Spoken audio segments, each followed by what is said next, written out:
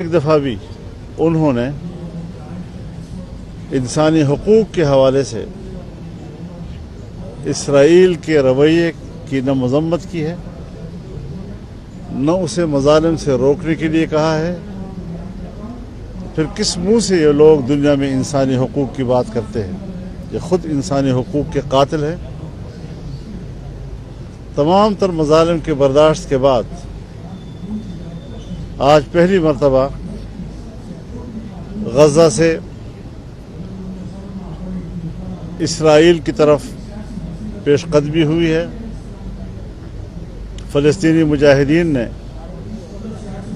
جس حکمت عملی کے ساتھ اور جس بھرپور تیاری کے ساتھ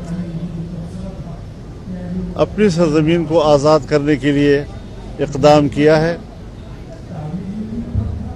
ظاہر ہے کہ امت مسلمہ کو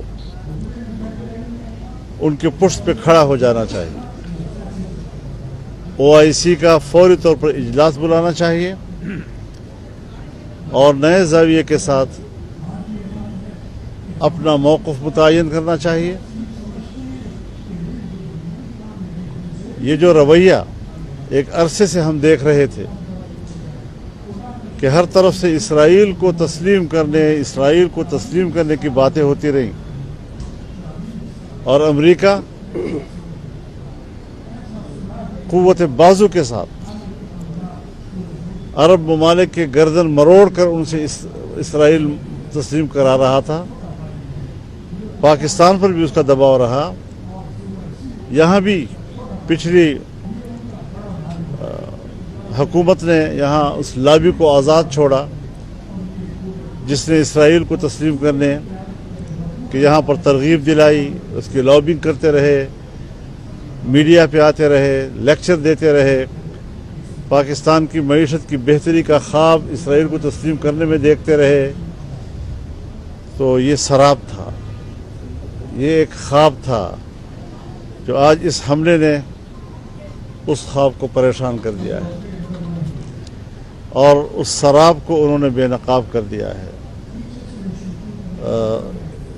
ان حالات میں امت مسلمہ کا فرض ہے کہ سیاسی لحاظ سے بھی ان کی مدد کرے، مالی لحاظ سے بھی ان کی مدد کرے، اور جس طرح انہوں نے اپیل کی ہے کہ پوری عرب دنیا اسرائیلی سرحدات کی طرف مارچ کرے، میں سمجھتا ہوں کہ پورے عالم عرب کو اس پر لبیک کہنا چاہیے اور ان کے پشت پہ کھڑا ہو جانا چاہیے۔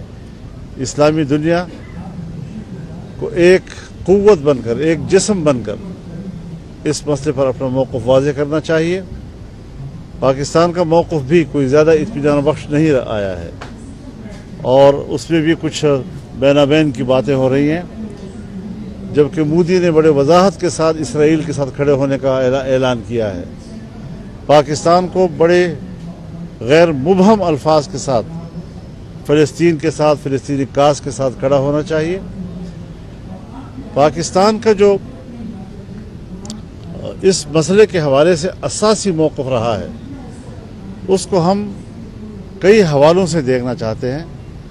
1940 کی قرارداد، جس میں اس بات کا اضافہ کیا گیا تھا اور خود قائد اعظم محمد علی جناح نے اس کا اضافہ کیا تھا کہ فلسطینی سرزمین پر یہودی بستیاں قائم کرنے کا جو عمل ہے وہ ناجائز ہے اور ہم فلسطینیوں کے ساتھ کھڑے ہیں۔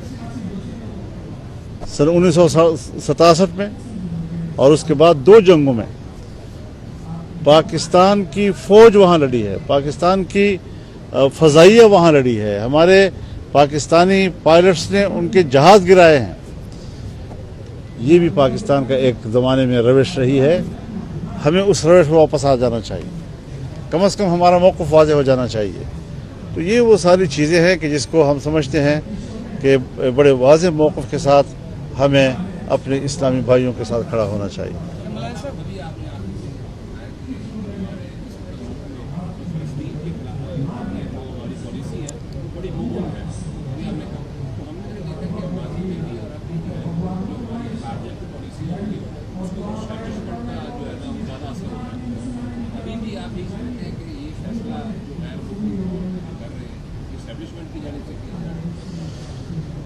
اس میں اسٹیبلشمنٹ کا اپنا اثر رسوخ ضرور ہوتا ہے اور اس کو اپنا اثر رسوخ استعمال کرنا چاہیے بڑی وضاحت کے ساتھ، ابہام نہیں ہونا چاہیے ہمیں۔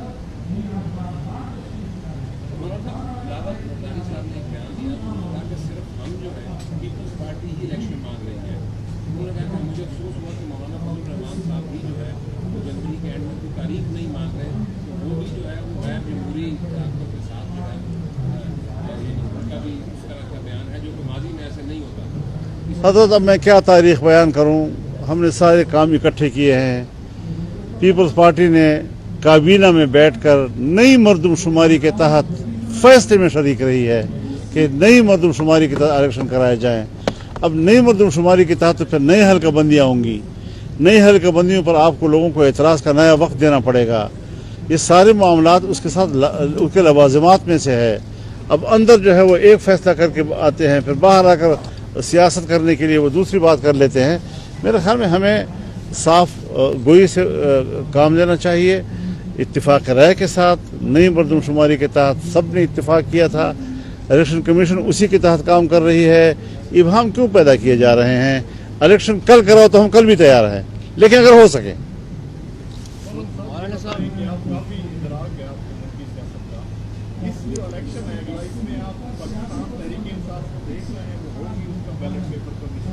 اس پر میرے خیال میں ذرا انتظار کرنا چاہیے اس سوال کے جواب کے لیے۔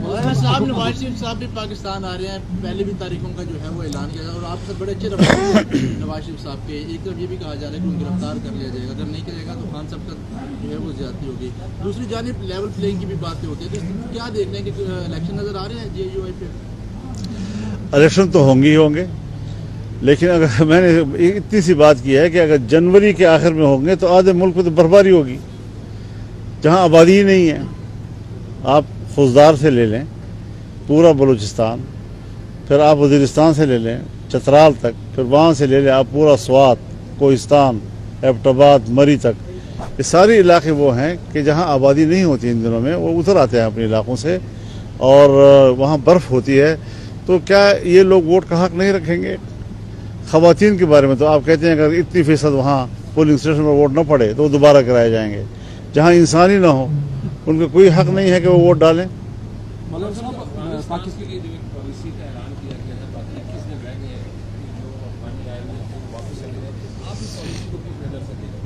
دیکھیے میں جی ان کے ساتھ جو رویہ روا رکھا گیا ہے وہ ہماری روایات کے خلاف ہے۔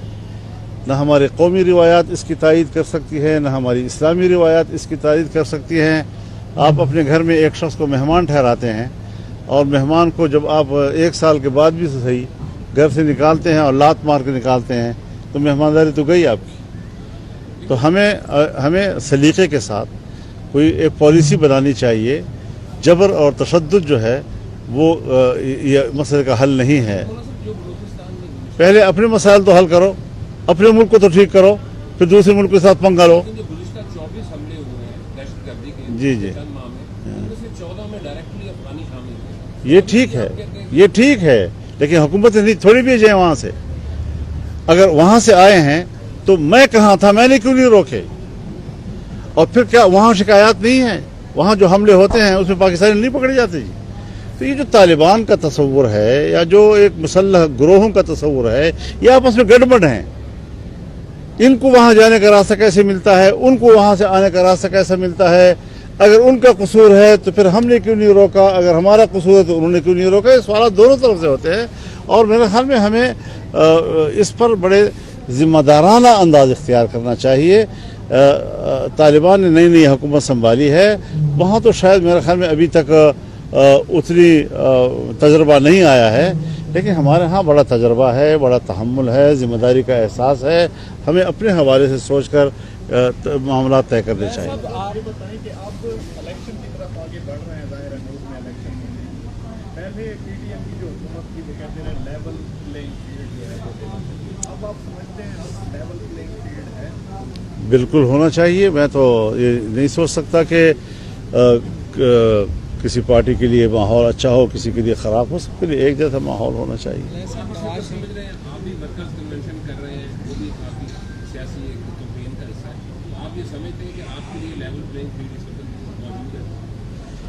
ہم ورکرز کمیشن تو معمول کے مطابق کر رہے ہیں. کوئی ایسا نہیں ہے کہ یہ لفظ جو ہماری اصطلاحات میں آیا ہے تو ہم اس سے پہلے بھی یہ کام کرتے رہے ہیں. سائفر کیس کے حوالے سے کیا کہیں گے؟ پہلے حکومت کہتے رہی سائفر ہے نہیں, وہ اب جو سائفر پہ عمران خان پر فرد جرم جو عائد ہونے والی ہے اس حوالے سے کیا کہیں گے؟ بڑا جھوٹ بولا تھا اس نے. ایک غیر ضروری کاغذ اٹھا کے اس نے اس کو ایشو بنایا. امریکہ کا چمچہ, امریکہ کا یہاں پر اس کا نمائندہ اور اس کا پتلا, وہ امریکہ کے خلاف چورن بیچ رہا تھا کہ پاکستان میں ذرا یہ چورن اچھا بکتا ہے, تو انہوں نے چورن بیچنے کی کوشش کی جو ناکام ہو گئی جی. اب ظاہر ایسی باتوں سے کہ جس میں عالمی تعلقات پاکستان کے متاثر ہو سکتے ہوں اور قوم سے جھوٹ بولا جاتا ہے, تو یہ کوئی ایسی بات تو نہیں ہے کہ ہم اس کو صرف ایک کاغذ ہی قرار دیں. اتنا بڑا جھوٹ قوم کے سامنے بولنا, اس پر ظاہر ہے قانون تو کچھ کہتا ہوگا جی. سر آپ نواز شریف واپس آ رہے ہیں, آپ یا آپ کی جماعت کے کارکنان بھی استقبال کے لیے جائیں گے؟ دیکھیے وہ یہ ان کا مسئلہ ہے, وہ کیا پالیسی بناتے ہیں, وہ دوسروں کو دعوت دیتے ہیں نہیں دیتے, ابھی تک تو وہ خود اپنی پارٹی کے حوالے سے کر رہے ہیں. نواز شریف صاحب اچانک ہی جو ہے نا ووٹ کو عزت دو والے نعرے سے جو ہے وہ پیچھے ہو گئے. جنرل باجوہ, جنرل فیض کے متعلق بھی جو ان کی قیادات تھے ان سے بھی اسٹیپ ڈاؤن ہو گئے. آپ کیا سمجھتے ہیں کہ یہ کسی ڈیل کا نتیجہ ہے کہ دوبارہ 2016 والی کولیشن کی نواز شریف صاحب کو یقین دہانی کروا دی گئی ہے کہ آپ اسٹیبلشمنٹ کا نام نہ لیں اور آپ کو دوبارہ نہیں, میرے خیال میں عزت دو, ووٹ کو عزت دو کا نعرہ اس وقت تھا جب ووٹ کی عزت کو خطرہ تھا جن سے. اب جب وہ ہٹ گئے ہیں تو میرے خیال میں جب وہ خطرہ نہیں رہا ہے تو اب ضروری ہے کہ بات وہی دہراتی جا رہی ہے. اس سے ہٹے تو کوئی بھی نہیں ہے, ہم بھی نہیں ہٹے. اس اپنا موقف سے چینج ہوئے اس کا کیا چینج ہوا ہے, کیوں مثلا کیا چینج آئی ہے؟ کسی بھی بیان میں جو ہے وہ جنرل باجوہ کا اور جنرل فیض کا اور صاحب کا جو ہے کوئی ذکر نہیں ہے. میں آپ کے اس سوال کو سمجھ نہیں پا رہا, مجھے موضوع سمجھ لیجیے. جی ہاں, کیا دیکھیے قانون کا مسئلہ ہے, میری خواہشات کا اس میں کوئی دخل نہیں ہے. میں تو یہ کہتا ہوں کہ میں زیادہ بولتا بھی نہیں ان کے خلاف آج کل, آپ نے سنا ہوگا, کیونکہ جب دشمن کے ہاتھ بندے ہوئے ہیں, میرے ہاتھ کھلے ہوئے ہیں, تو لڑائی میں مزہ نہیں آتا جی. تو میں تو اس رائے کا آدمی ہوں, لیکن اب جب وہ قانون کی گرفت میں ہے تو پھر قانون جانے, عدالتیں جانے, وہ جانے. آخری سوال جی سیاستدان اچانک غائب ہوتے ہیں, پھر ٹی وی پہ آ کر انٹرویو دیتے ہیں کہ 9 مئی کے سب ذمہ دار عمران خان ہے. اس کو کیسے دیکھتے ہیں کہ کو اٹھایا جاتا ہے, غائب کر دیا جاتا ہے, پھر سامنے لایا جاتا ہے؟ دیکھیے بات یہ ہے بنیادی, مجھے اس کا تو کوئی علم نہیں ہے کہ اٹھایا جاتا ہے, غائب کیا جاتا ہے, پھر لایا جاتا ہے, لیکن بات بنیادی یہ ہے کہ ایک بہت بڑا جرم ہوا ہے, ریاست پر حملہ ہوا ہے. جس طرح ٹرمپ نے امریکہ میں وہاں ایک کیا نام ہے اس کا, وہ پارک ہے, کیا نام ہے, ہل کیپٹل پہ جی, تو وہاں پر ان کے لوگوں کو سزائیں دی گئی ہیں کیونکہ وہ اسٹیٹ پر حملہ تھا. یہاں تک کہ بعض کو موت کی سزائیں تک دی گئی ہیں. اگر برطانیہ سے پوچھا جائے کہ آپ کے کرنگ پیلس پر حملہ ہو جائے یا پارلیمنٹ پہ, تو آپ کیا کریں گے جی؟ آپ کہیں گے کہ یہ سیاسی عمل ہے, بس ٹھیک ہے, ہو گیا تو ہو گیا. تو یہاں پر بھی آپ کی جی ایچ کیو پہ حملہ ہوا ہے, آپ کے کور کمانڈر کے اوپر ہوا ہے, قلعہ بلا حصار پہ ہوا ہے, فوج کے قلعوں پہ ہوا ہے, اور باقاعدہ بم پھینکے گئے ہیں ان کے اوپر, گولیاں برسائی گئی ہیں, فوجیوں کو شہید کیا گیا ہے. یہ سارے حرکتیں انہوں نے 9 مئی کو کی ہیں اور پورے ملک میں منظم طور پر کی ہے.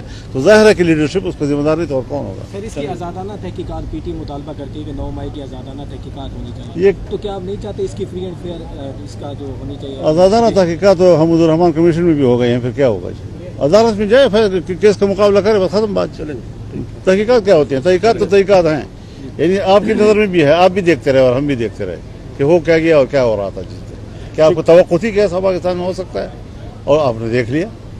تو عدالت سے بہتر سمجھتے ہیں ان چیزوں کو. بہت شکریہ جی, بہت شکریہ.